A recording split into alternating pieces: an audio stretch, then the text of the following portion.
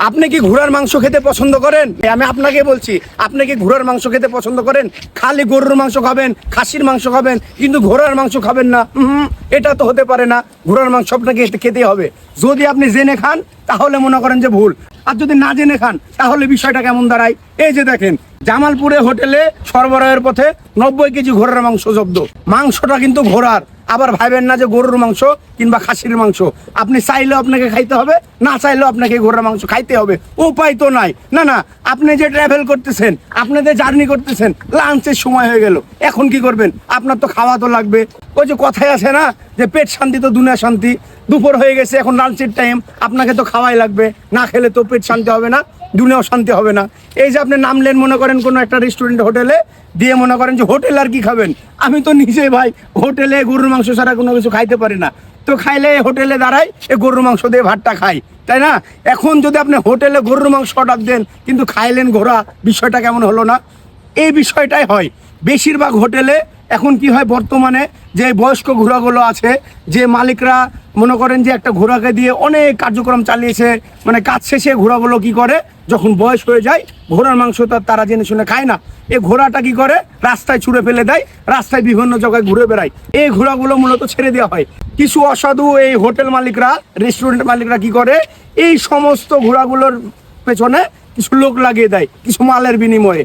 ওই অসাধু লোকগুলো কি করে, এই নিকৃষ্ট জানোয়ারগুলো কি করে, এই ঘোড়াগুলো ধরে মনে করেন যে হোটেলের জন্য প্রস্তুত করে। এই যে ধরা পড়ছে দেখেন, জামালপুরের ঘটনা বলতেছি। জামালপুরের হোটেলে সরবরাহের পথে 90 কেজি ঘোড়ার মাংস জব্দ। এই মাংসটা আসলে কে খাইতো? নিশ্চয় রাস্তার কুত্তা খাইতো না, নিশ্চয় মনে করেন যে কোনো পশু পাখির জন্য না। এই ঘোড়ার মাংসটা খাইতো কে? আপনি না হয় আমি।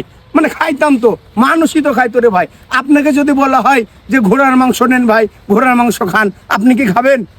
না না, আপনি যদি মুসলমান হয়ে থাকেন কখনো আপনি খাবেন না। কেননা এই ঘোড়ার মাংস আমাদের ইসলাম ধর্মে জায়েজ নাই। এর জন্য ঘোড়ার মাংস কোনোদিন আপনি খাবেন না। কিন্তু ভুলবশত যদি আপনি খেয়ে নেন, কিছুই তো করার নাই ভাই। যারা এই যে চলার পথে বিভিন্ন হোটেলে খান আর কি, তো একটু সাবধানতা অবলম্বন করে খাবেন। বর্তমানে এই হোটেল রেস্টুরেন্টের মালিকরা এতটাই নিকৃষ্ট হয়ে গেছে, যেটা আমাদের মুসলমানদের জন্য যায় সেটাও খাওয়াচ্ছে, যেটা না যায় সেটাও খাওয়াচ্ছে। মানে খাবো কি, সব কিছুই ভেজাল। তারপরেও যদি হোটেলে একটু দাঁড়ান, খাইতে দাঁড়ান, দুপুরবেলা লাঞ্চ করার জন্য দাঁড়ান, একটু ভাবনা চিন্তা করে খাবেন। আমি মনে করি যে অচিন হোটেল থেকে চলার পথে এই গরুর মাংসটা না খাওয়াই ভালো। শুধু এই গরুর মাংসটা থেকে একটু বিরত থাকবেন। কেননা এটা অনেক অসাধু ব্যবসায়ীরা আছে, রেস্টুরেন্ট হোটেলের মালিকরা আছে, যারা কিনা গরুর মাংসের নামে বিভিন্ন কিছুর মাংস খাওয়ায়। এটা অনেক প্রমাণ পাওয়া যায় এদেশে, আর এটা চলমান আছে। সেজন্য আমি বলবো যে চলার পথে যদি খিদা লাগে, কোথাও যদি লাঞ্চ করেন, যদি চলার পথে যদি ক্ষুধা লাগে, কোথাও দাঁড়ান লাঞ্চ করার জন্য, তো এই গরুর মাংসটা একটু অ্যাভয়েড করে চলার চেষ্টা করবে। মাংসের জায়গা হয়তো বা মাছ খাইলেন, অন্য কিছু খাইলেন, কিন্তু এই গরুর মাংসের জায়গাতে যদি আপনি ঘোড়ার মাংস খেয়ে থাকেন, তাহলে তো বিষয়টা কেমন হলো না? জনস্বার্থে ভিডিওটা অবশ্যই শেয়ার করে দিন।